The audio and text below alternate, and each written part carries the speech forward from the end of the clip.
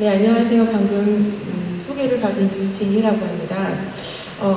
여기가 글로벌 마이스 연구회잖아요. 다들 마이스 전문가들이 모이신 장소인데, 저는 사실은 마이스에 대한 개인적인 관심이 굉장히 많고, 크고 작은 행사들을 저도 개최해본 적은 있지만, 여기 계신 선생님들처럼 마이스에 대한 전문가는 아닙니다. 그런데, 지금 최근에 이제 코로나 상황 때문에 이제 모든 전 세계가 완전히 새로운 패러다임으로 들어가고 있는 상황이고요.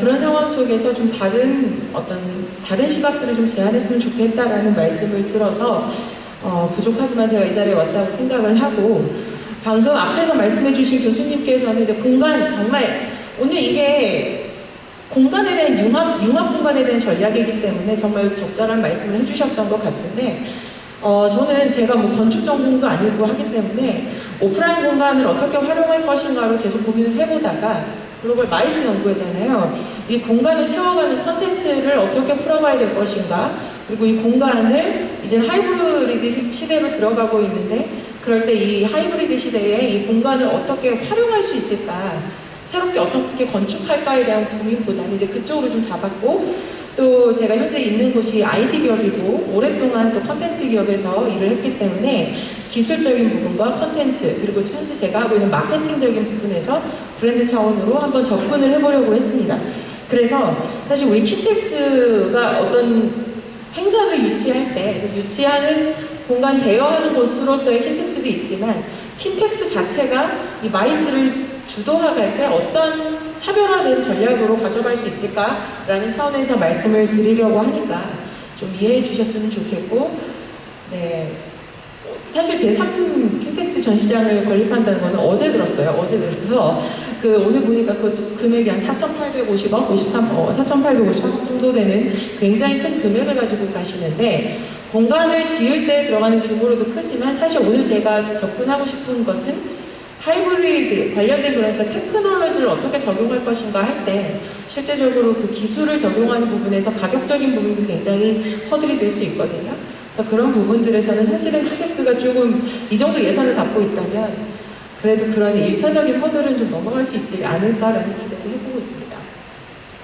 이 부분은 넘어갈게요. 시간이 타이트하기 때문에 앞에 교수님하고 약간 겹치는 부분이나 선생님들께서 다 아시는 부분들은 넘어가고 핵심적인 부분만 좀 잡겠습니다. 비포하고 애프터 상황은 이미 다들 아실 겁니다. 그래서 디테일하게 말씀드리고 싶진 않은데, 이 중에서 뭐 하이브리드로 간다, 이것도 이제 다들 아시는 부분일 거고요.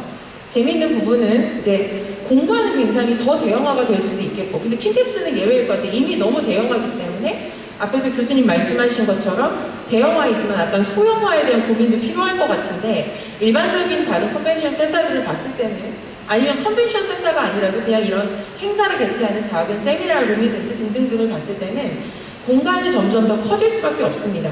100명을 유치할 수 있었던 공간에 이제는 50명 아니면 100명을 유치하기 위해서는, 예전에는 100명 공간이었는데 지금 300명 되는 공간으로 가서 거리두기를 다 실행해야 되는 상황이니까 공간은 점점 오히려 더 커질 수 있고요. 공간이 커진다는 것이 어떻게 보면 굉장히 장점이 될 수도 있습니다. 여기를 꽉 채워야 되는 그런 예전의 부담감은 사라지고, 거리두기나 어떤 안전적인 부분에서는 조금 더 유리한 부분들이 분명히 있다는 거. 하지만 행사는 말씀하신 것처럼 되게 소형화가 되고 있습니다. 대형화가 되는 것에 대해서는 첫 번째는 이제 안전에 대한 불안함 때문에 있을 거고요.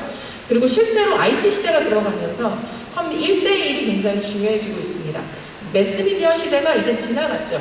미디어 시장에서 오래 있었기 때문에 미디어 쪽에 대해서 얘기 드릴 것도 굉장히 많은데, 오늘은 그건 아니지만 매스미디어 시대가 아니라 이제는 정말 1대1 미디어 시대입니다.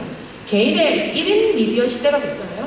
똑같습니다. 그것은 미디어 방송만의 변화가 아니라 사람들의 일반적인 커뮤니케이션, 일반적인 어떤 그 사람들과의 만나는 그런 부분들, 네트워킹하는 부분들 자체가 아예 1대1 대면으로 가고 있다는 거죠. 대면이라는 게 아니라 그냥 페이스 투 페이스, 그냥 펄슨 투 펄슨 이런 식으로 가고 있다는 거죠. 그게 온라인이든 오프라인이든 중요한 게 아니라 이 개인적인 상대방과 내가 얼마나 친밀도를 가져갈 수 있느냐가 중요해지기 때문에 사실 그 가치를 주는 것이 매우 중요합니다.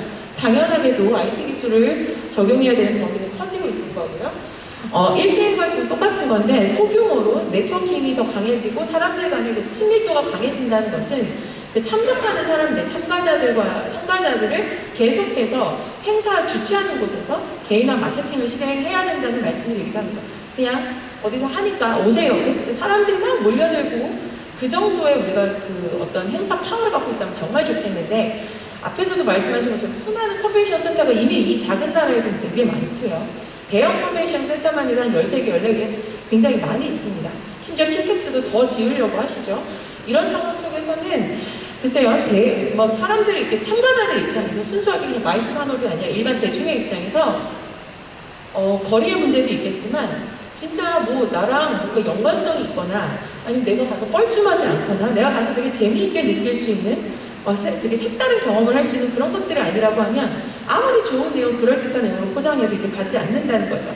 그래서 사람들을 후킹하기 위해서 이제는 기업들은 많이 하고 있습니다. 이커머스 기업들을 비롯해서 많은 기업들이 하고 있습니다. 소비자를 찾아가고 있는데 말도 마찬가지로 찾아가야 되는 부분들이 필요하고 그것이 개인화 마케팅으로 연결될 수 있겠다라고 생각을 하시면 되겠습니다. 가상 온라인 하이브리드 형태의 그 행사가 되게 많은 건 당연한데 일단 짚고 가실 부분은 앞에서 잠깐 말씀드린 것처럼 비용에 대한 허들이 굉장히 큽니다. 그러니까 가상현실로 어쨌든 가야 되는데 테크놀로지는 지금 많이 발전했는데 그것을 이제 실제적으로 여기 적용하실 때는 새로운 예산이 투입이 돼야 되고요. 막 이제 글로벌 시장이잖아요. 이제 글로벌 시대면 해외에서는 이제 막 홀로그램 등장하고 이제 그랬던 사례들도 이미 많이 보실 텐데요. 그러면 그 홀로그램 한번 적용하는데 굉장히 많은 돈이 들어갑니다. 그 비용들을 어떻게 충당할 것인가. 그럼 단지 우리가 예쁘게 공간 만드는, 새롭게 건축하는 데에 들어가는 비용에만 이제 아직까지는 고민이 되어 있을 텐데, 실제적으로 이제 기술을 어떻게 도입할 것이냐, 기존에 있는 이 공간들을 어떻게 IT에 더 좀 친화적인 곳들로 리뉴얼할 것이냐 했을 때는 그 비용들을 분명히 고려해야 됩니다. 예를 들어서 지금 여기 화면이 이거 하나인데, 예를 들면 지금 가상 공간으로 우리가 이제 가상에서 행사를 진행한다고 하면 이제 온라인에 사람들이 보고 참여하겠죠. 360도 월이 들어갈 수도 있겠고, 스크린 월, 360도 월 또는 어떤 기술적으로 온라인에서도 좌석을 내가 선택할 수 있다. 오프라인처럼 그렇게 될 때 그 좌석마다 다른 경험, 다른 카메라 앵글이 보여줄 수도 있고 하면 그 현장에서도 그것들을 다 서포트할 수 있는 그런 인프라가 다 구축이 되어야 될 거예요.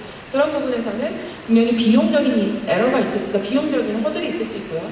기술적으로도 아무리 발전하고 있지만 어쨌든 완벽한 건 없다 보니까 기술적인 에러나 어떤 리스크가 분명히 있을 거기 때문에 그거에 대한 대비책도 필요합니다. 예를 들어서 그냥 기본적으로 우리가 생중계 하다가도 중간에 잠깐 끊기는 적이 있잖아요. 그럴 때 생중계가 끊기지 않게 하려고 다른 백업 시스템이 다 들어가는 것처럼 IT도 마찬가지로 그런 테크놀로지를 적용하실 때에 하나 단일 기술이면 또 이 단일 기술이라도 그것을 보완할 수 있는 여러 백업 시스템 같은 것들을 고려하셔야 되려면 당연히 비용적인 부분들도 있을 거고요. 실제로 그 비용이나 기술을 관리할 수 있는 전문 인력들이 얼마나 확보가 되어 있느냐도 중요합니다. 지금 우리나라의 개발자 전쟁 시대입니다. 저희 회사도 IT 기업이지만 개발자들은 일반 그 직원들하고는 연봉 테이블이 다를 정도로 개발자들이 진짜 문과시 매우 높아졌어요. 수요가 많아졌는데 공급이 부족하기 때문입니다. 그런데 이렇게 IT 기업도 이럴 거라면 마이스를 주최하는 곳들에서는 IT 전문 인력들을 얼마나 또 확보할 것인가에 대한 부분들, 그리고 인력들만 문제가 아니라 그 인력들을 가지고 적절하게 활용할 수 있는 어떤 투자가 어떻게 진행되어야 될 것인가에 대한 고민이 들어가야 될 것 같고요. 무엇보다도 이 공간을 만들었을 때 이것이 오프라인 공간이든 가상 공간이든 무엇이 되든 여기에 적절한 콘텐츠를 기존의 방식으로 연사가 와서 이렇게 발표하고 앉아서 들으시는 이 방법으로 가야 될 것이냐, 아니면 참가자들하고 진짜 어떻게 더 상호작용을 할 수 있는 어떤 콘텐츠를 만들어 갈 것이냐, 또 마지막에 윤 교수님 말씀하신 것처럼 어떤 지역적인 여기 마곡부터 해서 굉장히 많은 이 킨텍스 주변에도 많은 행사장들이 생기잖아요. 지역적인 곳과의 연계를 통해서 어떻게 하면 사람들을 더 끌어올 것이냐에 대한 컨텐츠에 대한 고민도 분명히 들어가야 된다고 생각을 합니다. 이런 부분들이 현재 약한 것 같아요. 킨텍스만의 문제는 아니고 전 세계적으로 약한 것 같아서 이걸 짚고 가자는 의미에서 말씀을 드렸습니다. 아시는 내용이실 수도 있을 것 같은데 미팅 테크놀로지, 이벤트 테크놀로지 이렇게 지금 말을 하고 있는 것 같은데 결과적으로는 행사에 테크놀로지를 이제 붙인다는 거죠. 그러니까 IT 기업하고 이제 IT 기술하고 미디어가 붙어가고 있고 IT 기술하고 마이스 산업, 마이스 행사가 붙어가야 되는 모든 것에 이제 다 IT가 붙어가고 경제, 뭐 금융에도 IT가 붙어갔지 그런 상황인데 슬프게도 지금 우리나라에서는 아직까지는 그 기술 활용이 마이스 산업에서는 적었던 편으로 나타났습니다. 물론 이제 코로나 전에 2020년 초반까지 데이터긴 하지만 코로나 이후에 조금 더 늘어났겠죠. 늘어났는데 이미 이제 해외에서는 코로나 전부터도 이미 2010년대 들어서부터도 기술을 활용한 부분이 굉장히 활발했습니다. 여기서 말씀드린 기술은 그게 단지 온라인 뭐 인터넷에서 어떤 접수받고 이런 수준이 아닌 거죠. 홀로그램을 적용한다거나 어떤 가상현실 진짜로 메타버스를 실험했다거나 하는 등등등이 북미권이나 유럽권에서는 이미 진행했습니다. 이거는 마이스의 이슈가 아니라 이 IT 기술이 이제 리드해갔던 부분이라고 생각을 하시면 되는데 우리나라에서는 이제 마이스 이런 이제 큰 대형 공간에서 사람이 꽉 차서 하는 이제 북적북적한 행사들이 워낙 잘 되고 있었기도 했고 그래서 그런지 몰라도 기술 활용이 상대적으로 좀 적었습니다. 근데 이제 코로나 이후에 조금씩 늘어나고 있지만 이 부분은 이제 빠르게 그래야 글로벌 시장과의 이제 경쟁에서도 국제적인 행사 같은 걸 유치할 때도 어떤 독자적인 이제 브랜드를 가져갈 수 있지 않을까라는 생각을 합니다. 많은 사람들이 CES에 되게 열광을 하죠. 아니면 스페인에서 이제 진행되고 있는 모바일 월드 컨그레스 굉장히 다들 열광합니다. 가보고 싶어요. 특히 IT 사람들은 많이 그렇습니다. 아니면 뭐 미디어 쪽 하는 사람들은 뭐 해외 뭐 까는 데부터 막 되게 많이 가고 싶어 하는데 그런 식의 어떤 독자적인 브랜드를 갖고 있는 근데 특히 IT랑 붙어서 지금 브랜드를 갖고 있는 우리나라 행사 잘 모르겠어요. 국가가 뭐 나라가 작아서 그런 이슈는 아닌 것 같아요. K문화가 K팝이든 K컬처가 굉장히 커지면서 한국에 대한 어쨌든 국제적인 관심이 높아지고 있음에도 불구하고 왜 그런지 모르겠지만 행사적인 부분에서는 아직까지는 우리나라가 이렇게 막 아주 주요하게 지금 정치적인 어떤 그런 국제 행사가 아닌 이상은 막 이렇게 리드하는 느낌은 많이 들지는 않습니다. 사실 이제 필드에 있는 입장에서 그렇게 체감이 잘 오지 않거든요. 그런 부분들도 약간 이런 기술적인 활용 여기에 대해서 좀 전체적으로 되게 IT가 발달한 나라임에도 불구하고 이 부분이 좀 뒤쳐져 있는 게 아닌가 싶습니다. 그래서 이 부분들을 지금 이제 현황이니까 한번 보시면서 실제적으로 이제 어떤 인공지능이든 행사 마케팅, 소셜미디어를 어떻게 활용할 것인가 등등등 수많은 미팅 테크놀로지들을 활용해서 어떻게 하면 우리가 사람들을 끌어모을 수 있는 몰입형의 컨텐츠를 만들고 어떻게 하면 우리가 좀 인터랙션을 더 강화하고 우리만의 브랜드를 가져갈 수 있을까에 대한 고민이 계속해서 필요하다는 말씀을 드리고 싶어서 가지고 왔습니다. 특히 데이터 분석에 기반한 개인화 마케팅은 거의 필수라고 생각이 듭니다. 요거부터는 좀 가볍게 이제 방금 말씀드린 것처럼 왜 개인화가 뭐냐라는 얘기가 나올 수 있을 것 같아서 가지고 왔는데 디지털 트랜스포메이션이라는 거는 이제 다들 아실 거예요. 워낙 많이 이제 화두가 되고 있습니다.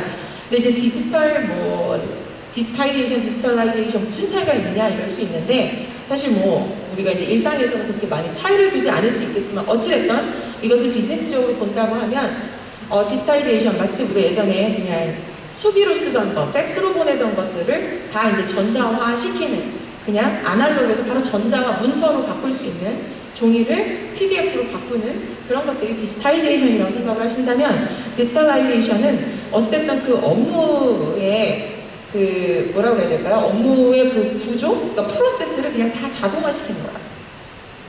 자동화시키는 거죠. 근데 디지털라이제이션하고 디지털 트랜스포메이션 비슷하게 혼동될 수도 있는데 어쨌든 자동화 딱 시켜서 시스템을 그냥 만들어버리는 건데 디지털 DT는 계속해서 우리가 좀 고민해야 되는 과정입니다. 그러니까 결국은 어떤 시스템만을 바꾸는 것이 아니라 아까 말씀드린 것처럼 내부의 인력이나 의사결정 과정이나 모든 부분들이 계속해서 진화되고 있는 빠르게 지금 어떤 코로나 같은 외적인 환경이나 IT 기술의 변화나 등등 수많은 변화들에 빠르게 대응할 수 있는 그런 내부적인 시스템, 인적 시스템, 의사결정 시스템 뭐 그런 부분들을 계속 만들어가는 과정이고 이게 조금 맞지 않다 싶으면 빠르게 수정하고 내부의 조직도 빠르게 개편하고 하는 식으로 계속해서 발전해가는 프로세스 과정을 말합니다.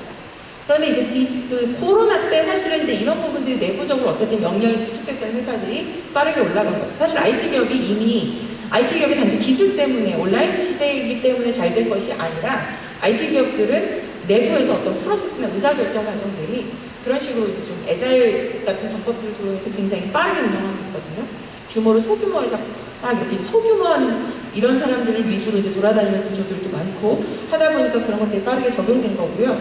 사실 그렇게 되면 스피드, 상호작용, 편리성, 풍부한 정보 등등 때문에 사용자 경험이 증대하고 사용자 경험이 혁신이 되고 그래서 결국은 개인화가 된다라는 말씀을 드린 건데 개인화라는 거는 최근에 이제 원래는 이커머스 시장에서 먼저 시작됐던 마케팅 기법입니다.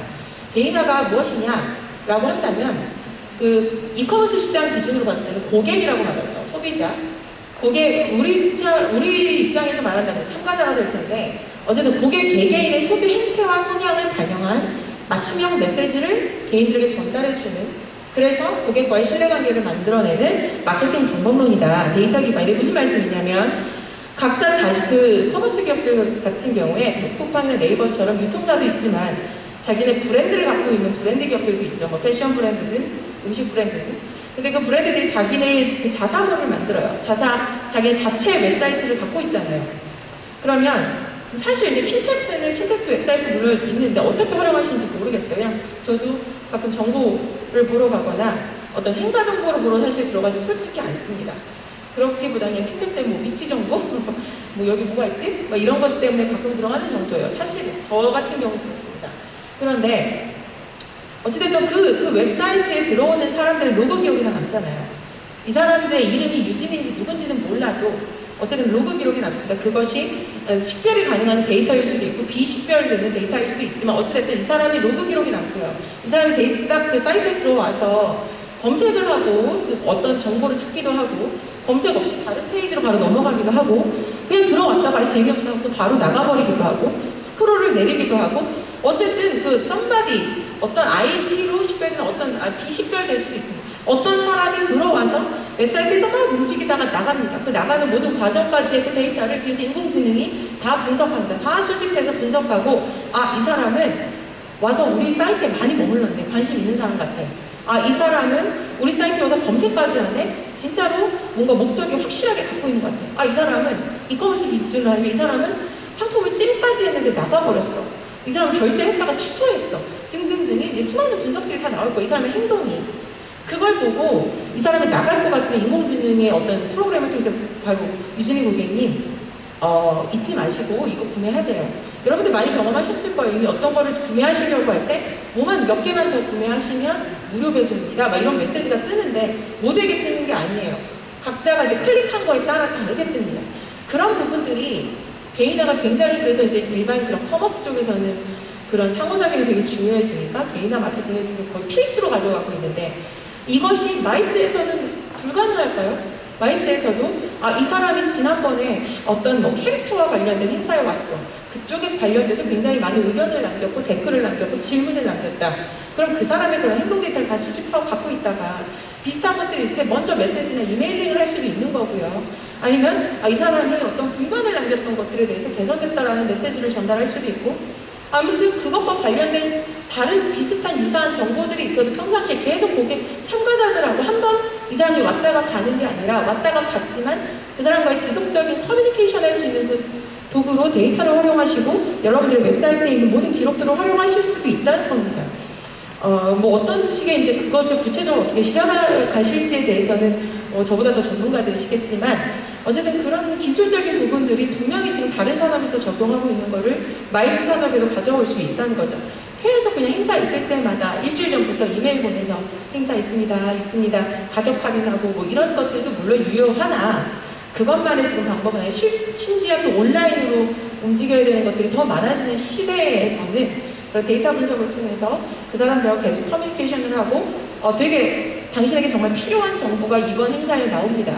당신에게 되게 필요한 어떤 컨텐츠나 필요한 재미들을 우리는 분명히 이번 행사에서 제공할 것입니다. 라는 것을 지속적으로 커뮤니케이션 하시면 이 사람이 그 관계가 형성이 되고 신뢰가 형성이 되면 온라인상에서 가상현실에서 어떤 행사가 진행된다고 해도 오히려 더 재미있게 참여도 가능할 거예요.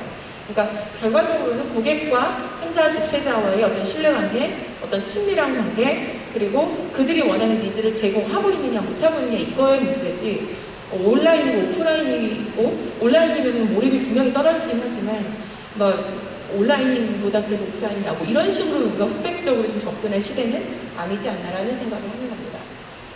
그리고 실제로 그렇게 될 때 마케터들 입장에서는 어떤 효율도 더 증대, 마케터들, 그러니까 행사 마케터들이든 주최자들은 효율도 증대할 수 있겠죠. 더 우리의 참가자에 더 가까워지는 사람들하고 이제 커뮤니케이션을 더 집중적으로 할 수 있기 때문에요. 자, 그래서 그런 개인화 가치가 부상을 하고 결국 이제 데이터 말씀드렸습니다. 빅데이터를 통해서는 어떤 참가군을 세그먼트를 하실 수 있고 스몰 데이터, 작은 그 소그룹들을 통해서는 그들이 어떤 말을 하는지를 잘 들어보시면서 인사이트를 뽑아낼 수 있으니까 데이터가 중요할 거고 가상 플랫폼도 충분히 이렇게 될 경우에는 오히려 더 유리해질 수가 있죠. 온라인 기반에서 데이터가 더 잘 쌓일 테니까요. 그리고 이제 IT 기술이 발전하면 연결과 공감과 몰입이라는 어떤 이 세 가지 키워드가 이제 점점점 앞으로 행사에서는 어떤 행사든 추구해주는 게 굉장히 중요해질 것이다. 내가 집에서 이 행사를 보고 있지만 나는 집에서 나 혼자서 온라인으로 보고 있지만 온라인 저 상에 있는 그 연사와 내가 아니면 다른 참가자와 연결되고 있다는 느낌만 주어도 그 행사는 성공하는 거고요. 오프라인에 있어도 외로울 수 있거든요. 근데 온라인상에서 충분한 커뮤니케이션이 진행이 되면은 연결의 그 느낌이 가고 이 행사 주최자들이 어떤 콘텐츠를 공감 있게 전달하느냐에 따라서 그 행사를 바라본 참가자들의 매력도 느끼는 매력도 달라질 수 있고요. 더 많이 몰입하게 될 거고 그렇게 되면 결과적으로는 킨텍스가 어떤 행사를 주최하시더라도 경험이 더 좋아질 수 있다는 겁니다. 최악의 경우는 더 의리의리한 건물을 만들었는데 경험이 더 떨어질 수도 있고 물론 더 좋아져야 되겠지만 떨어질 수도 있는데 뭐 최악의 경우 그냥 쉽게 우리가 온라인에서 뭘 했는데도 어쩌면 경험이 더 좋아질 수도 있는 거죠. 그러니까 그런 극단적인 예로 꼭 가지는 않아야 되겠으나 그러니까 어떻게 이제 우리가 방법론적으로 어떻게 사람들과의 커뮤니케이션 방법을 어떻게 바꾸느냐에 따라서 분명히 더 새롭게 개선된 부분들을 만들어갈 수 있다라는 생각이 듭니다. 메타버스 얘기를 간단하게 드린다면 메타버스는 가상 공간을 메타버스라고 하지는 않습니다. 그렇게 인식이 되어갔던 것 같은데 메타버스는 결국은 현실과 가상을 연결한다, 확장된 공간이고요. 그래서 지금도 어쩌면 우리는 이것도 메타버스라고 볼 수도 있어요. 우리는 물론 이제 여기서 끝나고 있지만 여기서 하고 온라인에서 뭐 아바타가 움직이다 온라인과 같이 이원 생중계를 하는 그런 경우도 많았잖아요. 그것도 큰 의미에서는 메타버스일 수 있었습니다. 그러니까 기술이 이렇게 현실과 가상을 연결시켜서 현실에서만 딱 이 공간의 제약에서만 있었던 것을 공간 제약을 넘어가서 더 확장시키는 그런 개념으로 메타버스를 보시면 되고요. 그래서 굉장히 편리하죠. 한국 킨텍스에서 지금 뭔가를 하고 있지만 만약에 이것이 뭐 미국 라스베가스에서 누군가도 참여하고 싶었다면 온라인으로 바로 들어올 수 있으니까 연결된다고 하면 그럼 하늘의 지역적인 이슈가 없다는 부분에서 되게 편리하고 그 다음에 연결될 수 있고 기술성이 당연히 중요하고 그리고 내가 다른 공간에 있지만 실질감을 더 같이 느낄 수 있는 그건 이제 기술이 점점 발전하면서 순전히 이제 화면으로만 보던 것이 아니라 이제는 정말 3D로 아니면 가상 공간으로 더 본인들이 직접 몰입하고 있기 때문에 아니면 어떤 그런 VR 기기를 쓰면 더 심하겠죠. 그런 기기들이나 기술들의 발전 때문에 실질감은 점점 더 커지고 있는 상황입니다. 그리고 메타버스는 실제로 이렇게 네 가지로 많이 분류를 하고 있는데 쉽게 말씀드리면 라이프 로깅 쪽은 블로그? 옛날에 뭐 최근에 뭐 사이버스가 메타버스 얘기한다고 하는 싸이월드가 메타버스 얘기한다고 하는데 블로그에서 선생님들이 평상시에 기록들을 막 남기시죠. 그러니까 우리가 SNS에서 어떤 우리만의 기록을 남기고 있죠. 우리의 행동이고 우리의 삶이지만 그걸 SNS에 기록을 남겨서 기록을 지금 가상 공간에 우리가 갖고 있잖아요. 뭐 옛날 같은 우리가 종이로 일기로 썼을 것을 이게 라이프 로깅입니다. 라이프에 대한 일반적인 나의 일상의 어떤 기록들을 남기는 라이프 로깅. 미러월드는 현실의 것을 우리가 현실에서 보기가 너무 어려운데 실제 현실을 완전히 구현해주는 거죠. 네이버 맵, 네이버 지도, 카카오 지도, 구글 맵, 구글 어스 이런 거예요. 선생님들 우리 여기서 우주 가보신 분 있으세요? 아무도 없으실 거예요. 저도 없어요. 우리는 우주는 가보지 않았는데 우주의 모양을 이제는 구글 어스가 되게 리얼하게 구현해줍니다. 딱 클릭하면 바로 여기서 지구에서 막 딱 클릭하면 갑자기 슉 돌다가 아 여기가 분바야 뭐 이런 식으로 보여주는 거죠. 현실인데 우리가 갈 수는 없지만 현실을 바로 가상 공간에서 그대로 구현해주는 거. 거울처럼 구현해주는 거 미러월드고요. 그런데 이제 미러월드 같은 경우 굉장히 기술력과 데이터가 중요해지겠죠. 이건 이제 우리가 데이터를 남기는 것이기도 하고 데이터를 수집도 물론 이것도 하지만 미러월드는 점점 어려워지겠죠. 그리고 이제 이 가상세계는 이제 완전히 가상세계이기 때문에 새로운 또 디바이스가 더 추가로 필요할 거고 어쩌면 증강현실 같은 경우는 예전에 포켓몬고 같은 것도 있었는데 이게 더 발전하려면 증강현실은 지금 가장 발전 가능성이 많다고 다들 전망이 되고 있지만 저 부분은 사실은 홀로그램, 마일스 같은 경우는 아마 홀로그램 같은 걸로 그래서 이 일상에서 홀로그램 왜 우리 재작년에도 그 홀로그램을 연사 초빙했던 사례들이 있어서 되게 유명한 사례가 있었잖아요. 그런 것들은 바로 증강현실 하나의 기술이, 그러니까 증강현실에 들어가는 메타버스 기법이라고 보실 수도 있겠죠. 그렇다면 킨텍스에서는, 자, 이 4사 분면이 꼭 정답은 아니지만 메타버스에서 일단 이렇게 4개를 구분했으니까, 자, 우리가 앞으로 진행해야 될 행사들이 규모에 따라, 목적에 따라, 우리는 이번에는 완전히 예산도 태워서 이렇게 버추얼 월드나 아니면은 어그멘티드 리얼리티 쪽에 좀 더 포커스된 행사로 만들어 볼까? 그때 예산도 달라질 거고, 기술도 달라질 거고, 컨셉도 달라질 거고. 아니면 우리는 정말 지금 조금, 우리는 아직은 그게 쉽지는 않지만 이거는 첫 번째 단계 쉽게 그냥 소셜 앱 같은 거 만들어서, 근데 소셜 앱에서 이제 움직이는 것들 대형 전광판에 같이 띄게 뭐 실시간으로 뜨게 할 수도 있고요. 우리는 그래서 많이 하시죠. 온라인에서 질문 받고 현장에서 그 질문이 온라인에 있는 것들 바로 취득해서 대답해주거나 그런 상황들. 일단 우리는 이거부터라도 빨리 접근하자 하실 수도 있겠고, 이 부분은 사실 이제 많은 기업, 큰 뭐 컨벤션이 아니라도 일반 기업들 쪽에서도 많이 적용을 이미 하고 있었던 부분이고요. 이쪽은 조금 다른 얘기지만 이쪽도 어쨌든 이제 증강현실처럼 수많은 데이터가 가지고 있다고 하면 충분히 가능하죠. 만약에 오늘 같은 경우 이따가 이제 말씀하시고 킨텍스에서 제3 컨벤션 센터 같은 경우도 만약에 이제 미러월드를 적용해서 발표하실 수도 있어요. 사실 데이터 쫙 가지고 와서 화면에서 이제 클릭하면은 이 지역이 이렇게 돌아갑니다 같은 식으로 구현되는 그런 모습을 보여주실 수 있을 것 같은데, 어떤 방법으로 우리가 강의를 준비하고 어떤 방법으로 행사를 준비할 것인가, 어디에 포커스할까, 아니면 이것을 어떻게 합칠까, 믹스할까에 대한 고민들을 해보시는 것이 이제 앞으로의 전략 방향으로 가실 수 있지 않을까라는 생각이 듭니다.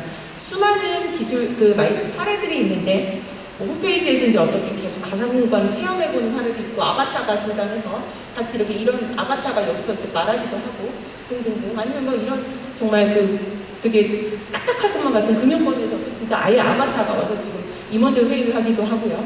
완전히 메타버스를 동원해서 이런 어떤 그 증강현실과 가상현실을 다 도입해서 이렇게 패션쇼를, 국제 패션쇼를 진행하기도 하고, 수많은 것들이 진행을 되고 있는데, 각각의 사례들을 제가 오늘 설명드리진 않겠습니다. 이건 다들 아시는 부분일 것 같아서 이게 오늘 중요한 게 아니라 이제 이런 식으로 적용을 할 수 있다라는 말씀을 드리고 싶고요.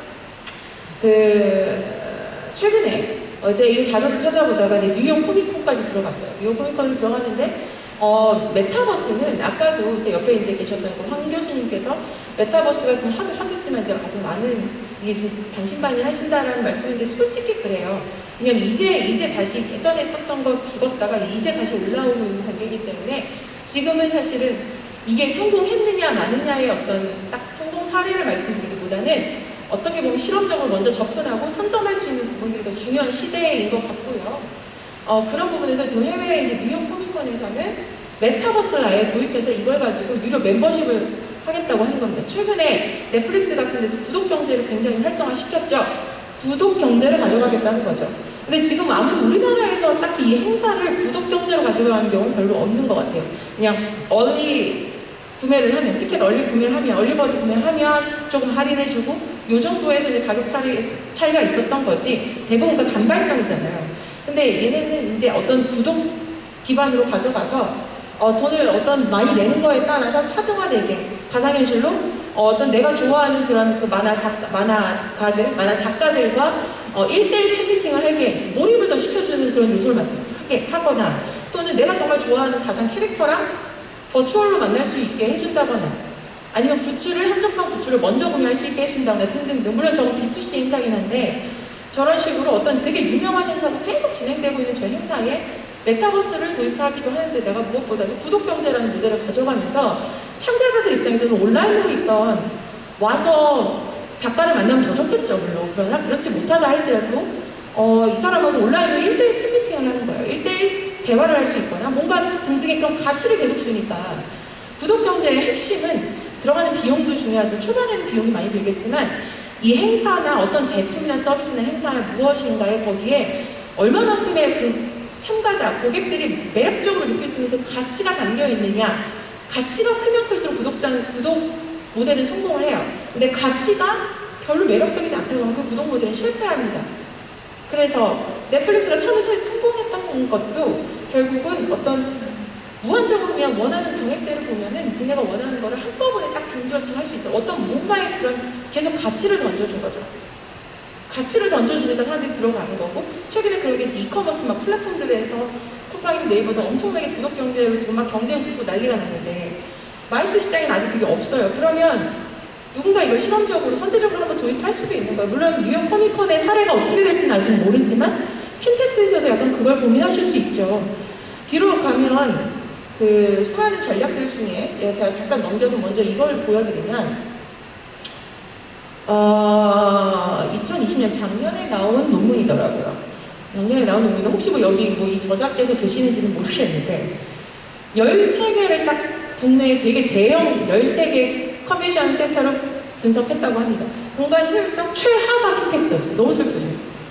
이렇게 근데 공간은 또 되게 제일 넓고 굉장히 넓고 그러니까 우리 되게 넓고 뭐 여러 가지 시설도 좋고 한데 그리고 접근성도 어찌됐든 간에 그 완전히 뭐 저 지방의 뭐 광주나 뭐 지금 부산이나 물론 멕시코도 그렇게 좋진 않은데 그런 지방들보다는 어쨌든 수도권이기 때문에 굉장히 접근성도 좋다고 판단이 됐음에도 불구하고 공간 효율성이 되게 안 좋고 심지어 이 효율성은 점점 떨어지고 있습니다. 연도별 평균보다도 이제 평균치보다도 이제 압도적으로 떨어지고 있고요. 그러면 지금 새롭게 건립한 이제 3센터 지금 건립하시는 분도 제가 인사를 드리긴 했는데 3센터도 잘 건설되는데 당연히. 근데 그거 외에 지금 갖고 있는 1센터, 2센터 이 부분에 대해서도 우리가 공간을 좀 효율적으로 쓰지 못하고 있다는 얘기가 나오는 거죠.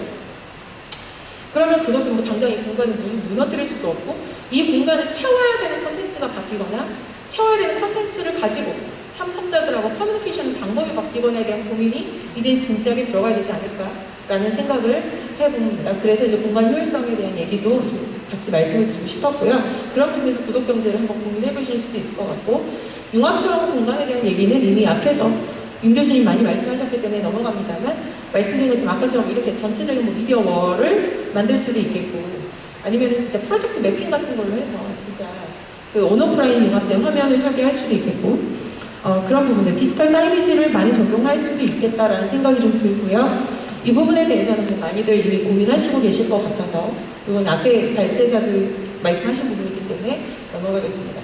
그리고 계속 말씀드린 것처럼 고유한 우리 킨텍스 마이스만의 브랜드를 가져가자라는 말씀을 드리고 싶고요. 개인화 마케팅은 굉장히 중요하다. 그러니까 참가자들하고 지속적인 커뮤니케이션을 하셨으면 좋겠다라는 말씀을 드리고 싶고 그래서 킨텍스와 포엑스와 이렇게 물론 장소에 대한 킨텍스, 포엑스, 덱스코 장소에 대한 것들을 사람들이 인식하는데 킨텍스 이름만 안다고 해서 킨텍스가 어떤 브랜드 아이덴티티를 갖고 있지? 킨텍스에서 하는 행사들은 주로 뭐가 있지? 라고 하면 잘 모르겠는 거예요. 그런 부분에서 이제 어떤 특정, 어떤 대표적인 행사를 지속적으로 가져가는 것뿐만 아니라 그것을 지속적으로 브랜딩을 해가시는 것들도 굉장히 중요하다라는 말씀을 드리고 싶습니다. 그 뒤에 다시 한번 먼저 뒷거를 보여드리면 약간 좀 겹쳐지긴 했는데 그 영화제가 제가 미디어에 어떻게 있다고 영화제를 한번 많이 봤었어요. 근데 영화제를 보면은 부산국제영화제, 부천 판타스틱 영화제, 정말 제천 되게 지역별로 되게 많더라고요. 제주, 뭐 어디 뭐 무주 산악영화제 별게 다 있어요. 물론 성공한 것도 있고 안 되는 것들도 있는데 부산하고 부천 같은 경우 부산은 이제 처음 생겼을 때는 뭐야 그랬지만 어쨌든 아시아의 대표적인 그 필름 어떤 컨텐츠가 거래되는 마켓을 이미 이제 정체성을 가져가기 시작했고 그런데 그리고 이제 되게 오래됐잖아요. 되게 오래되면서 2000년대 초반에 만들어져서 이제 20년 가까이 되는 역사가 되다 보니까 브랜드가 당연히 쌓인 거죠. 그런 장기적인 마이스 전략이 가져가야 되는 게 우리도 필요하다. 그런데 훨씬 후발주자로 생긴 부천이 굉장히 빠르게 떴어요. 왜냐하면 저 영화제는 부산하고 완전 차별화를 시켰어요. 똑같은 영화제고 하지만 이름도 심지어 비슷하지만 쟤네는 완전 실험적인 거, 뭐 판타스틱 호러 아니면 애니메이션 뭔가 되게 실험적인 거, 독립영화 막 이런 재미있는 걸 가져가니까 매니아층이 막 몰리기 시작하는 거죠. 완전히 다른 정체성으로 가져갔습니다. 이쪽은 제천은 원래 클래식 음악을 계속 클래식 음악 그런 행사들을 계속 하는 곳이어서 그것과 연관된 음악 영화제로 완전히 도시를 그 제천이라는 도시를 음악으로 지금 포지셔닝 하기 있는 거죠. 그러다 보니까 기업들에서는 이제 아예 29초 완전히 광고 같은 영화제로 만들어서 요 안에 제품하고 기업들하고 완전 연계시키는 이건 대놓고 이제 상업성, 대놓고 광고성인 영화제로 가겠다. 그렇다면 킨텍스도 그런 전략을 고민해 볼 수 있지 않을까. 완전 킨텍스만의 브랜드가 되던 킨텍스가 진행한 어떤 행사를 통해서 브랜드를 쌓아가건 간에 우리는 예를 들면 여기에 일산 꽃박람회가 있잖아요. 고향 꽃박람회 같은 거. 그런 지역사회와 연관해야 된다고 계속 교수님 말씀하셨는데 꽃이든 어떤 자연이든 그런 ESG든 그런 환경적인 요인을 완전히 킨텍스가 이제 가져가서 그것과 관련된 행사를 계속해서 지출하면서 ESG나 환경과 관련된 거는 킨텍스에서 하는 행사가 최고야 라는 사람들의 인식이 쌓이게 되면 그 다음부터는 들어온다는 거죠. 또는 여기가 뭐 빈마루도 있고 일산 쪽은 빈마루도 있고 뭐 MBC도 있고 해서 어떤 문화 콘텐츠라는 것을 처음부터 이제 쌓아갈 수도 있는 거. 문화 콘텐츠는 정말 좋잖아요. 아니면 실시간 방송 중계 시스템이라든가 멀티뷰 시스템이라든가 이런 것들이 점점 중요해지니까 그런 지역적인 그런 지역의 공간이나 기관이나 방송 사업자들하고도 좀 장기적인 파트너십을 가져가서 그 부분을 계속해서 문화 콘텐츠, 어떤 그 방송 콘텐츠 그런 부분으로 킨텍스의 어떤 행사들의 정체성을 계속 쌓아가는 방법도 필요하다라는 말씀을 드립니다. 그런 것들이 공간에 그런 문화 콘텐츠가 들어오게 되면 당연히 공간에 대한 전략도 훨씬 더 좀 이렇게 테크놀로지적인 걸로 많이 바뀔 수 있기 때문에 그런 브랜드가 되게 중요하다는 말씀을 드리고 싶었고요. 그런 게 쌓이게 되면 사람들이 들어오고 이 사람들이 행사 끝나고 일회성으로 끝내는 게 아니라 그 사람들과는 지속적인 커뮤니티를 계속해서 행사 측에서 운영을 해주시고 이 사람들하고 구독경제가 더 잘 되면 구독경제로 갈 수도 있는 거고 안 되더라도 커뮤니티를 계속해서 운영해 주셔서 팬을 만드시고 이 팬들이 나중에 우리의 다음 행사에도 계속해서 꾸준히 지원하고 참여할 수 있는 지속적인 그 순환 구조를 만들어갈 수 있는 대상으로 가져가시는 것이 되게 중요하지 않을까라고 생각합니다. 단지 공간을 아무리 화려하게 해도 이 안에 있는 컨텐츠가 매력적이지 않으면 안 들어와요. 저부터도 안 갈 것 같아요. 근데 공간이 뭐냐면 매력적인 거 우리 이미 온라인에서도 다 볼 수 있고 물론 실질적으로 내가 가서 구경하는 거랑 좀 다르겠지만 시간 들이고 돈 들이고 비용 들여서 가야 되는데 그래서 그 부분을 고려해 주시면 좋을 것 같습니다. 예, 이거는 앞에 말씀드린 그 융합형 공간하고 되게 비슷한데 약간 패러다임을 바꾸자라는 말씀을 드리고 싶은 거예요. 뭐냐면 온라인은 오프라인의 어떤 단점을 다 보완하는 곳이긴 합니다. 근데 아예 그 마케팅적으로는 그런 것들이 되게 불친절한 마케팅도 일부러 할 때가 있어요. 그게 뭐 어디 갔을 때 일부러 막 되게 불친절하게 하고 그게 컨셉이에요. 여러분들 맛집 가시면 가끔 막 욕쟁이 할머니 뭐 얘네 그런 거 있잖아요. 그런 것처럼 온라인에서는 다 깨끗하고 다 깔끔한데 오프라인에서는 우리가 현장감이 뭐냐면 이쪽에 앉을 때랑 저쪽에 앉을 때랑 카메라 앵글이 달라요. 보이는 게 사각지대도 분명히 있을 수 있고 어쩔 때는 그거를 역으로 재미 요소로 가져가는 것들도 해외에서 시도하는 것 같습니다. 좌석을 온라인에서 선택하는데 내가 이번에 선택하는데 잘못했어. 잘 안 보이네. 뭔가 재미가 있을 수도 있고 근데 약간 이건 마이너한 그러니까 콘텐츠 본질적인 요소보다 어떤 시스템의 요소긴 한데 그런 부분에서 공간적인 것을 활용할 때의 새로운 재미, 새로운 패러다임을 가져가시는 것도 방법이지 않을까라는 생각이 들고 꼭 이렇게 얼굴을 보고 하는 것이 가장 좋긴 합니다. 근데 최근에 그냥 미디어 시장을 보면 워낙 오디오가 뜨고 있죠. 클럽하우스든 뭐든. 그래서 페이스북부터 카카오, 트위터, 그리고 최근에 애플까지 다 오디오 서비스를 강화하겠다라고 뛰어들었습니다. 그럼 이 흐름을 타는 것도 방법일 것 같은 거예요.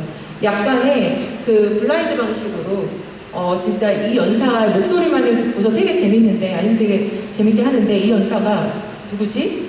뭐 이럴 수도 있겠고 그 뭐 미스터리 방식으로 갈 수도 있는데 이건 약간 약간 이제 팁 같은 부분이긴 한데 그래서 오디오를 활용한 어떤 컨텐츠를 만들어 간다고 하면 그때는 공간적인 제약도 조금 덜 받고 새로운 실험적인 부분이 될지 않을까 싶고 아니면 킨텍스가 아까 뭐 부천 판타스틱 영화제처럼 그런 실험적인 행사들도 되게 많이 한다라는 정체성을 가져가시는 것도 방법이지 않을까 싶어서 오늘 이런 것들을 좀 말씀을 드렸고요.